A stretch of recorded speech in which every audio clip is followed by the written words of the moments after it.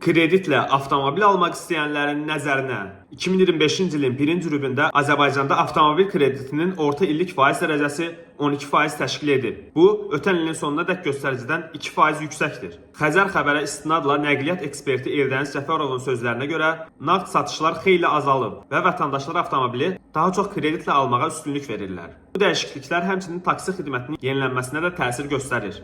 Lakin kredit faizinin artması yeni avtomobillərə olan tələbatı azalda bilər. Əgər ötən il ərzində banklar avtomobil kreditlərində ilkin ödənişi hibrid avtomobillər üçün 20% qəbul edirdilərsə və illik faizlər təxminən 10%-dən başlayırdısa, 2025-ci ilin əvvəlində bu rəqəm 12%-ə yüksəlib. Eldəniz Cəfərov qeyd edib ki, yeni avtomobil almaq daha əlçatan olmayacaqsa və kredit şərtləri çətinləşərsə, bu köhnə avtomobillərə tələbin artmasına səbəb ola bilər. Ekspertin sözlərinə görə bank faizinin 2% artımı ilə iş bitmir. Çünki alıcılar avtomobil kreditləri üçün müraciət etdikdə bankların tələb etdiyi şərtlər də çətinləşib. Yeni avtomobillərə olan tələbin azaldığı halda köhnə avtomobillərə tələbin artması gözlənilir. Bu da öz növbəsində köhnə avtomobillərin bazardakı qiymətinin müəyyən bir faizlə yüksəlməsinə səbəb ola bilər. Ekspertin sözlərinə görə 2% artım ilk baxışda kiçik görünə bilər, amma bazarda ciddi təsir göstərmək potensialına malikdir.